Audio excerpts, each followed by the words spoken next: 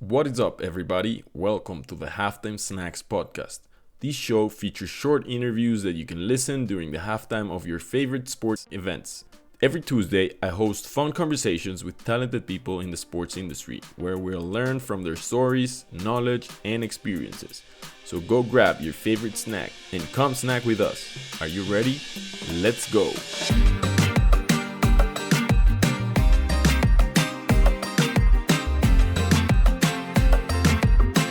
Joining the Halftime Snacks is a guest with probably one of the most solid curriculums in the business of sports that I've ever seen. He was one of the executives that built Harris Blitzer Sports and Entertainment, better known as HBSE, and ran as their chief commercial officer for over 4 years. Amongst these experiences, he also worked for the New York Yankees, the Madison Square Garden Company, Prudential Center, and the New Jersey Devils. Today, he's the managing director in North America for Two Circles. Two Circles is a data focused sports marketing firm that helps sports leagues, teams, and governing bodies monetize their data. They work with world class organizations worldwide, such as the IOC, UEFA, Formula One, the Premier League, Learfield, and the NFL. I'm excited to introduce our upcoming guest to the Halftime Snacks. Ladies and gentlemen, allow me to introduce Adam Davis. Adam, welcome to the Halftime Snacks. How are you doing today? I'm doing awesome, Ronan. Thanks for having me, buddy.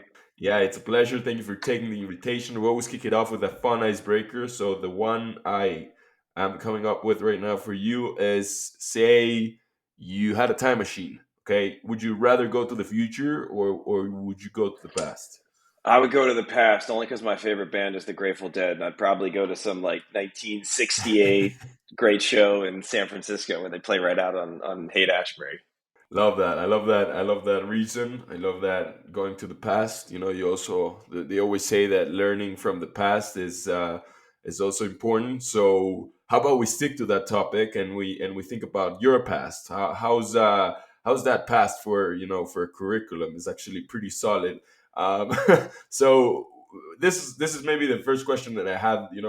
When I was looking and doing my research on you. What has been your favorite role so far? Working at the Yankees, working at the Madison Square Garden, HBSE, Devils. Like you've been doing so many different things. What has been your favorite role so far?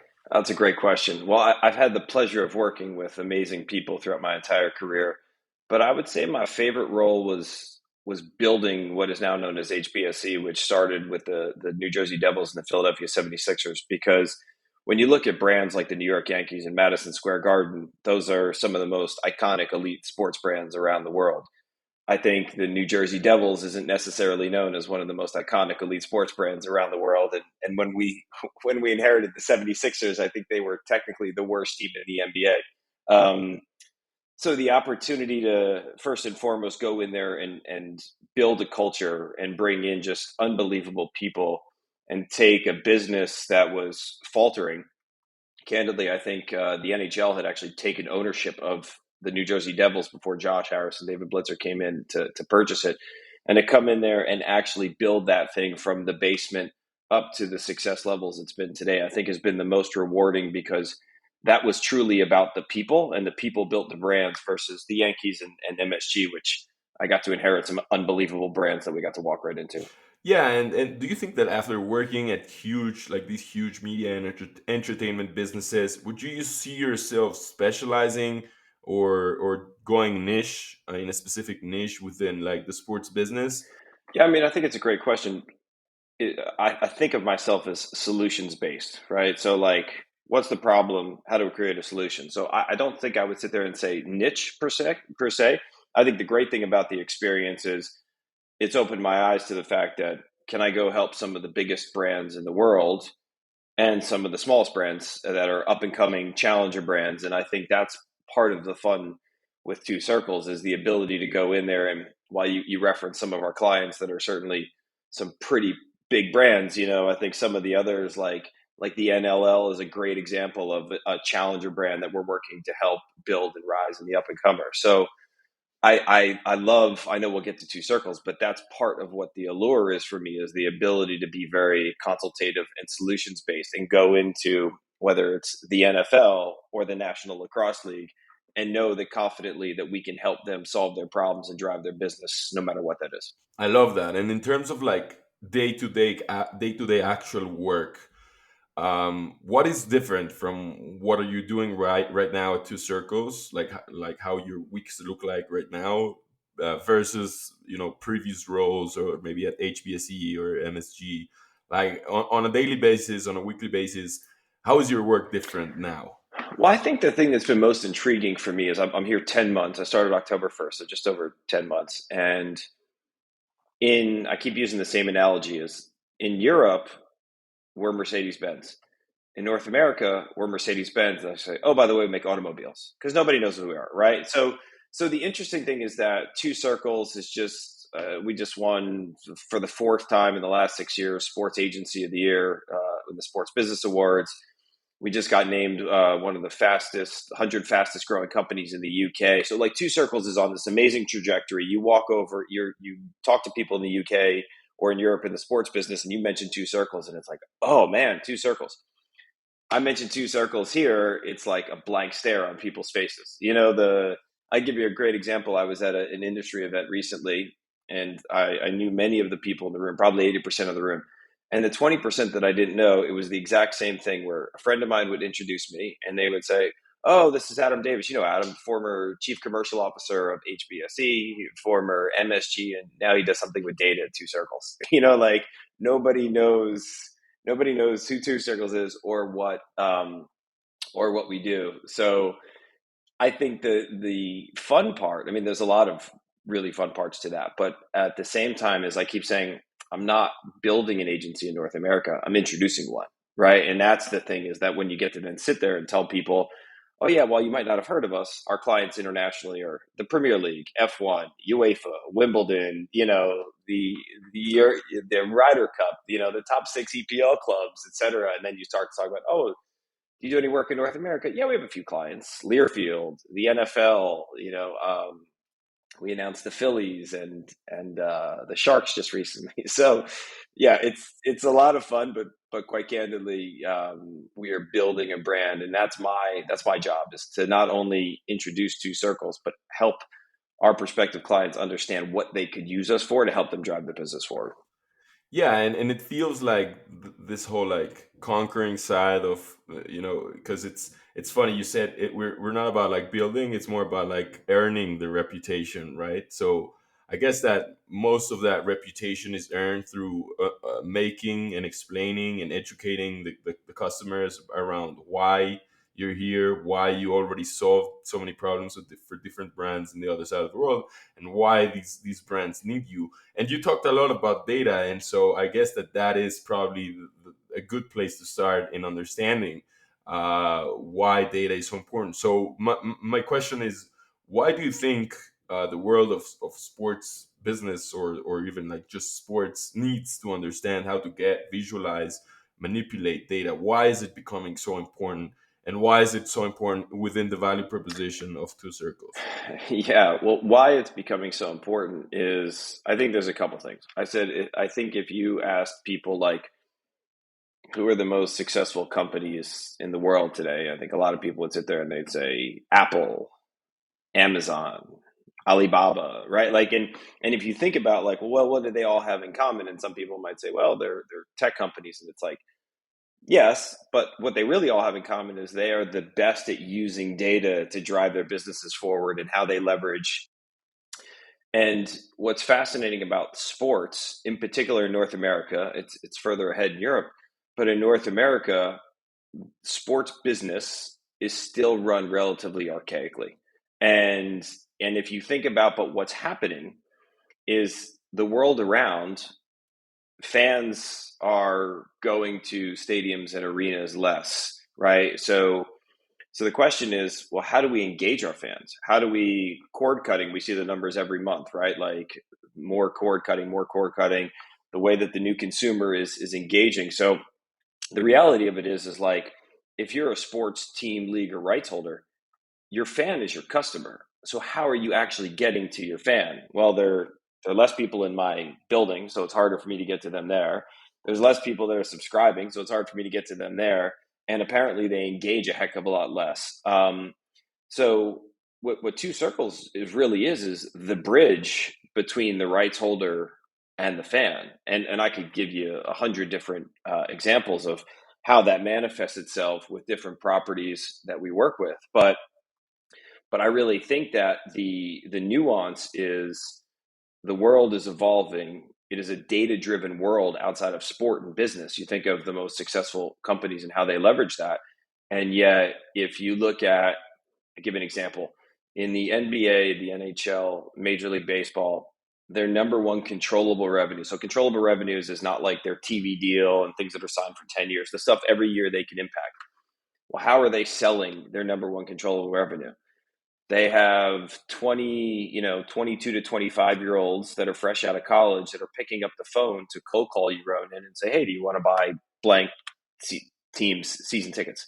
I mean, when was the last time you bought anything over the phone? You might not have ever bought anything over the phone, depending, I'm 43 years old. I haven't bought anything over the phone since the late 90s. So my point is, you sit there and you go, wait a minute, this is their number one controllable revenue, but yet the scheme in which they sell is might as well be the late 90s. And then even with that, what comes to that is then human error, right? Because let's say that you get an individual on the phone with you and you end up buying seats in the upper deck, but the reality of it is, if I knew more about you, I might have never even offered you the upper deck seats, because I know that Ronan, who's big time, because Halftime Snacks podcast is worth billions of dollars, can afford to sit in a much higher end section. So I think using data to create direct relationships with fans, but then also to how does that translate into business? And that could be engagement, that could be sales, like we're talking about,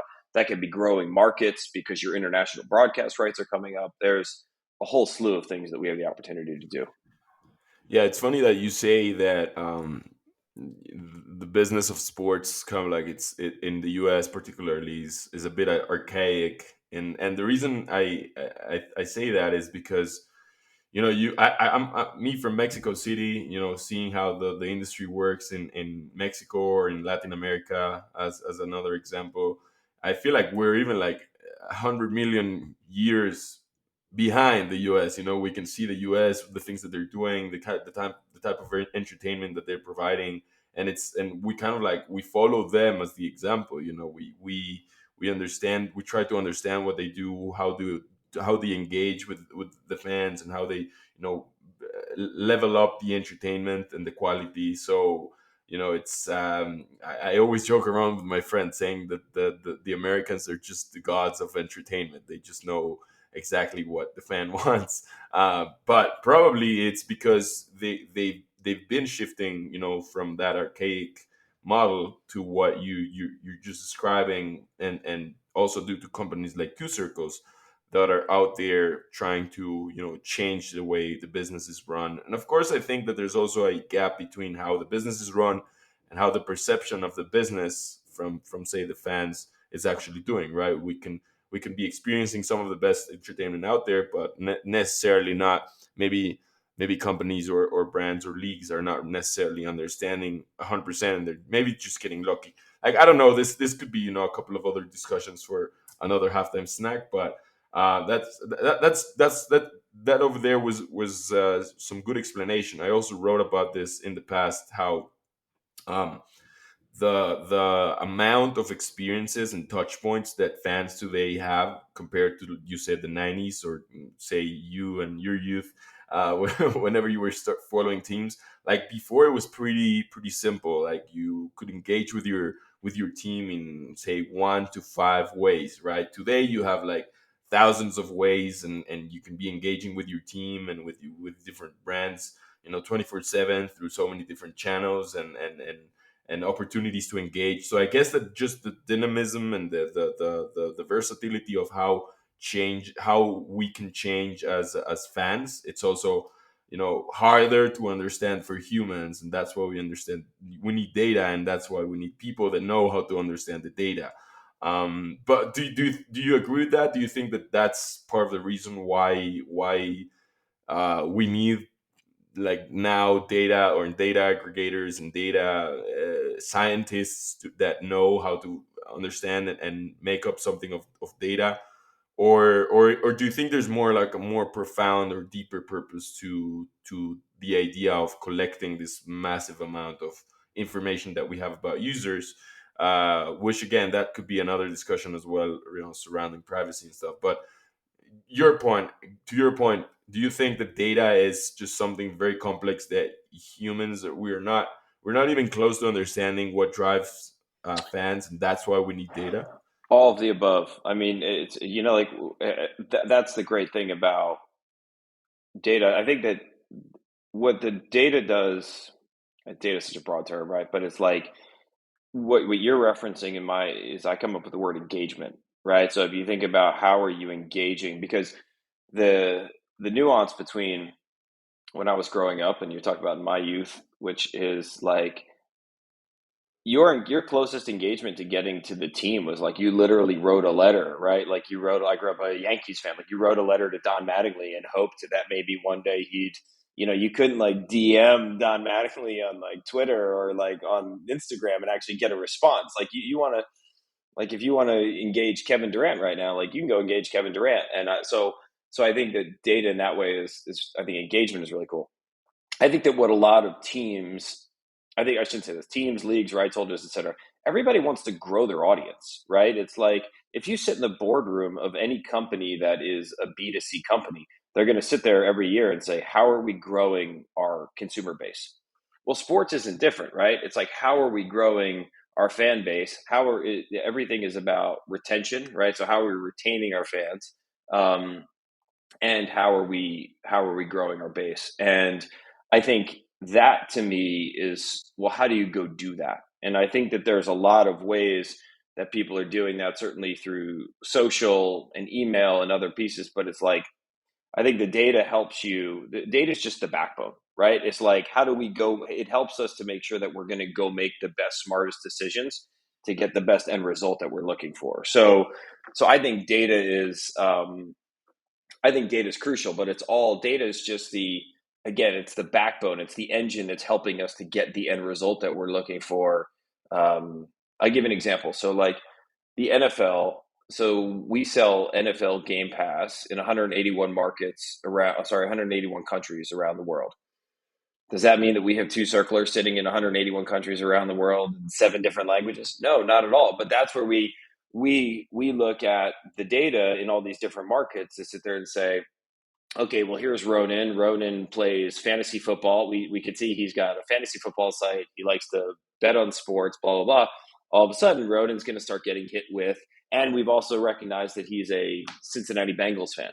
Well, now Ronan's going to start getting hit with ads. Colts fan, by Sorry, the way. Colts fan. So Yeah. he's going to start getting hit with Jonathan Taylor-led ads that are going to come, and all of a sudden you're going to go, oh, wow, NFL Game Pass. I didn't really, this actually would be really helpful for me because I love to play fantasy. I love the Colts and I love Click, and so again, but let's take the exact same example. What we're not doing is we're not then sending that same email to, somebody who hates sports. Like all they watch is the Kardashians on TV and like could care less. Like, so again, I think that what ends up happening is, I think that without data, I think a lot of people use what I would call the spray and pray model. They just start going everywhere, and and they'll just think about the Kardashian fan that doesn't care about football is just we cast a really wide net. And I think that in the work that we've done and the case studies we have, it's not about casting a wide net. You lose people like, and it's actually a turnoff. It's how do you specifically go to the prospective buyers or the engagers, because they're not always buying something, to pull them in. And the last thing I'd say too is like, it's what's the journey look like? So Ronan might not be the guy that's going to buy right away, but how if Ronan, we want to get Ronan who sits in Mexico City and from what we see doesn't really have an EPL club yet. But yet, Liverpool is a client of ours. How do we start to introduce Ronan to Liverpool in a way, not to sell him something, but to start his engagement, start to share some really cool content, start to get to an area that now eventually you become a fan of the club. You might not ever buy anything, and that's okay because that's not the goal, right? Like the goal is how are we growing the base? How are we growing our international market? How do we sit there and say, hey, in Mexico, which is a key market of growth for us as Liverpool, we've now grown our base by 30% in Mexico. It's all data is the backbone, Yeah. right? Yeah, and I guess that some key thing that you're describing there that I resonate a lot is the whole like journey of knowledge, right? That not everyone is your biggest fan. Not everyone knows about you. It's about like how we get everyone on like that journey, that curve that is say knowledgeable or intellectual about what you offer, and then you kind of like make them ride the curve in one way in which you start bringing up content, right? It's the value of like how content educates and gives the user or the consumer or the fan this journey of understanding and learning and seeing more, because I guess that once they're more aware, they're more easier to engage. But I'm sure that these are just conversations that go around inter circles a lot. Thinking about like who is this service for, because it feels a little bit like too much. Maybe it's because you guys cover so many areas or so many different countries, or have a good grasp on like different verticals, which we're gonna talk about. Who is like say for the ones listening here that are wondering, is this for me? Is Two Circles company that I would need to engage with, or did I need to reach out to Adam? Who is the main target piece for that drives most of what the business of Two Circles is today? Teams, leagues, and rights holders. I mean that right now we work exclusively in sports. We don't work with brands today, but teams, leagues, and rights holders. I think the answer in each of those is probably slightly different as to what they might need us for. So if you're thinking about an OTT offering, which is a small subset of people, so most people just heard me say that and they're like, "That's not me," right? Like, but that's what we do for the NFL, and we're about to launch NFL Plus. We just launched FIFA Plus with FIFA, and like OTT is a space that we're doing amazing in. I would say whoever needs us is you're probably sitting there with either how do we grow our base, how do we grow our revenue, or hey, we got all this data, we keep growing our email database, we're growing our social followers, we have all this data. I know I'm supposed to be able to do something with it, but I don't really know what or how. And quite frankly, it's okay because I'm a guy who grew up on the sports property side as a commercial sales guy. I didn't know how, and quite frankly, in some ways, still don't know how. I just work with really, really smart people that are much better than I think that anyone that has anything like that should call us, because the reality of it is like you don't have to know how to do it all. Like that's why you like when your car breaks down, you don't go, "How am Mm, I going to fix my car?" You go to a mechanic, right? Like I think that we right. are the ones that can literally take your data and either build you the plan and show you how to execute it, or more preferably build the plan and execute it for you.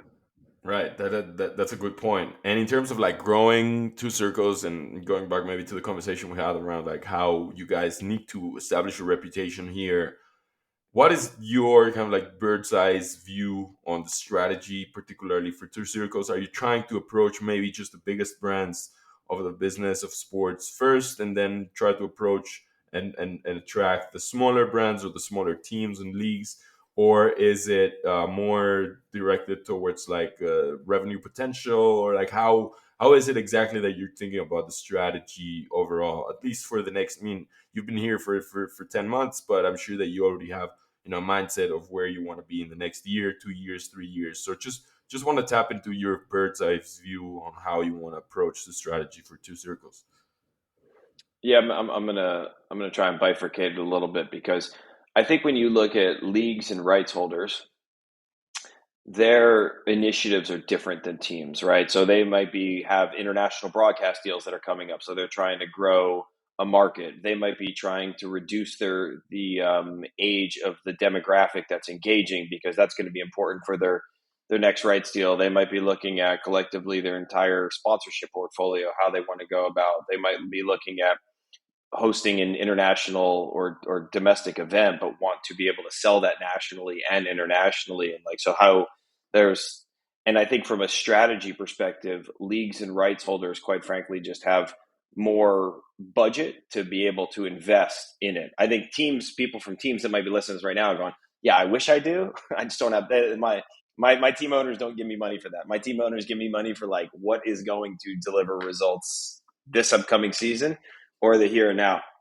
I think on the team side, we announced our rights management partnerships with the Phillies and the Sharks this year. And I think rights management is, there's probably 7 or 8 agencies in North America you can pick up the phone and call, and all great friends of mine, CAA, Excel, some others that just pop to mind. But I think what I love, and part of the reason with Two Circles, is like the approach that we take, which is, again, how are we using data to make sure that we're not only driving the most amount of value for the properties, but then the brands that they partner with as well. And I think that while most people would sit there and say that sounds like a pie in the sky comment, I'll give you an example. I would say that most North American teams that might not be the most prevalent brands in the world will go after 500 to plus prospects to try and buy something tier one of theirs. I call that the spray and pray model. We recently succeeded for I'm not going to mention the brand right now, but a global property, and we went out to 350 properties, 350 brands around the world. Right, so you take the model of these people are going after over 500 just in North America or the U.S. We went after 350 around the world. We ended up meeting with 100 of them. So I mean, you just start thinking about the conversion. Everything's about conversion, right? Like we went to 350. We met with 100 of them. We ended up driving 4 offers from 4 different countries around the world. And the craziest thing about all of that is we ended up doing deals with 3 of the 4. And the reason I say that is because the process that we were leading was the front of kit for this club's jersey. And normally what happened there is like, if you can drive competitive tension and someone loses, well, the person that loses, it's like if you're bidding on a house. Like if you and I both bid on a house and you beat me out, Ronan, I'm going to say, okay, I'm going to go find another house. Because of how strategic and the way that we use the data to show the property, to show the brand how much the property makes sense, we figured out the way to not only sell the house, but then we rent the apartment above the garage and we rent the apartment in the basement, and we drove multiple deals. Now the same time is in Europe, anytime that we've represented someone's tier one asset like that, 80% of the time we drive multiple deals. So like that's just not what happens in North America with my competitors right now. And my point is, if we succeed for the Phillies and the Sharks in the way that we do in Europe, we will naturally become the number one rights management agency in North America, because who wouldn't want to hire the guys that are going to make them more money and bring them more, right? That's just common sense. But I think that that's a competitive landscape. I think that for teams, we are really going to be able to help them grow in not only their engagement with fans, but how they truly monetize their base. And that could be as simplistic as how are they putting more butts and seats in their buildings, to how are they, when there's international rights and there's more flexibility from the leagues to start being more national in scope of how you engage your fans. How do we do that to help them build and grow their enterprise value of the organization? But as importantly, how do we turn that into direct revenues? And I think ticketing is a clear path. Just as an example, we're 50-50 partners with the European Tour and the Ryder Cup. We sell all of the premium and ticketing for the next 3 Ryder Cups in Europe. If that was done in North America, you have great agencies like Elevate Legends, but they'll come in and deploy a team. We don't deploy a team. We just sell it the same way we sell NFL Game Pass. We know people that are golf fans. We know people that are, so like it's done more efficiently and actually much more cost effective because you don't have the labor components of. So I think for teams, we're going to be able to help you increase your revenues and actually lower your operating costs. So if there's a CFO listening right now, he's like, what's this guy's number? That's my guy. That's my guy. You've been talking a lot about the business side, and I think that's great. That's awesome. I'm just curious as well on like the community side. How important is the community for a company like Two Circles? And maybe we can talk about community in probably with this conversation taking it to the different verticals that you guys have. We were talking about this, but you guys have 4 main verticals. One it is the consulting side, right? The whole like ticketing, hospitality, media and OTT, sponsorships. Then you have the D2C marketing, direct to consumer, which is, paid media marketing, ticketing, hospitality as well. There's a little bit of overlap, but then you have also the commercial, right? Sales, right? The partnerships, and then you have content. Now, I want to ask you, like, which one of those verticals do you think is the most important, at least for the community of Two Circles? And I want to ask you as well as about the business, but I want to maybe first talk a little bit about the community. How do you think about the community, and which one of those would you think is most important for the community of Two Circles? When you say community, how because community is a broad term. How do you think about the A community? community of the people that are really excited about what you guys do, right? Is the group of people like you, or the audience that is really, into, like, whenever they hear top Two Circles, they're gonna be like, those are our guys. Or as you were saying, the CFOs that you're gonna save them tons of money. They're the biggest fans of Two Circles because of what you offer.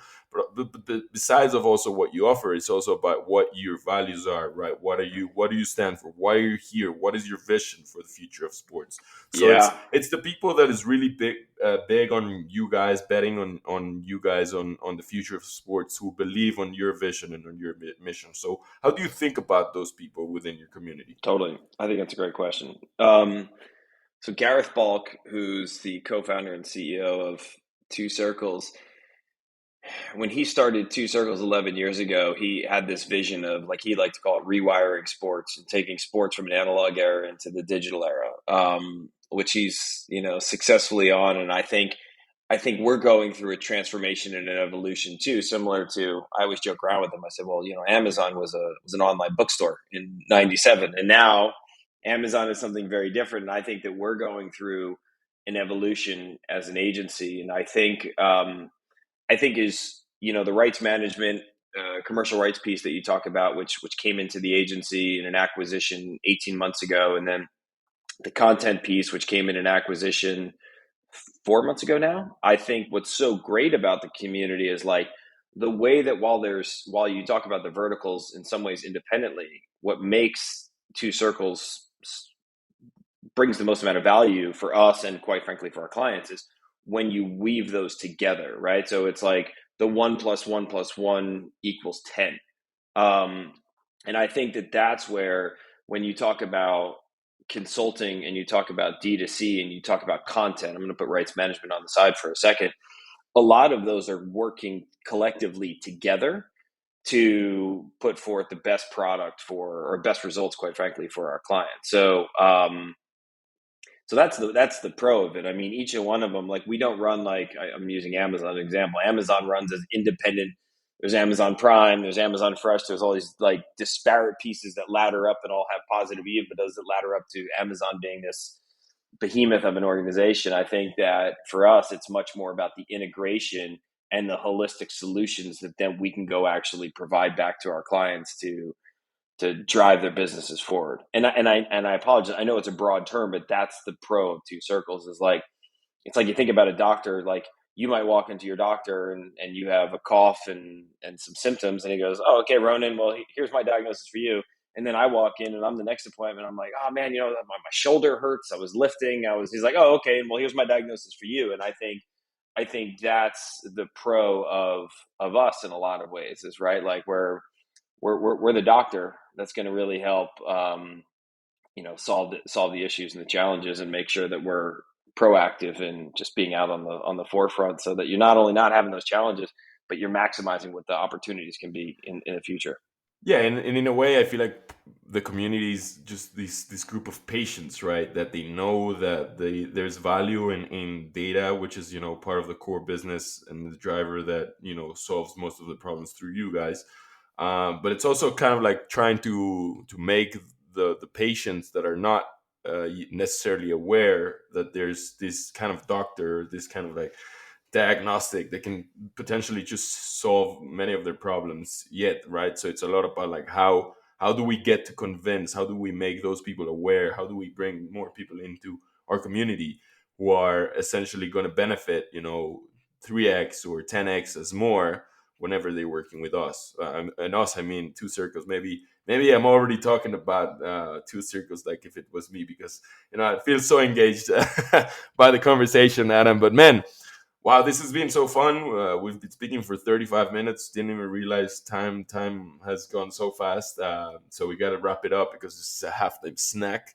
Of course, you're always welcome to come back and have more fun discussions with us, Adam. But before we wrap it up, I always close it down with a personal question to get to know you a little bit more closely. The one I have for you is who is your hero or someone you look up to?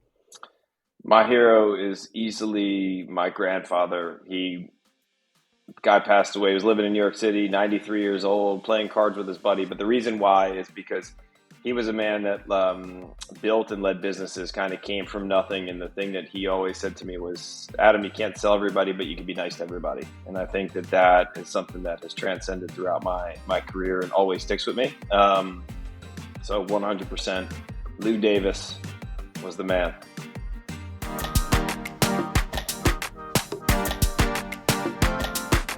Thank you very much for tuning in. If you enjoyed this episode, hit the subscribe button and leave a review on Apple Podcasts. If you enjoy learning about the business and technology behind sports, make sure you subscribe to the Sports Tech Biz newsletter. I'll leave the link in the show notes. See you all next week. Bye bye.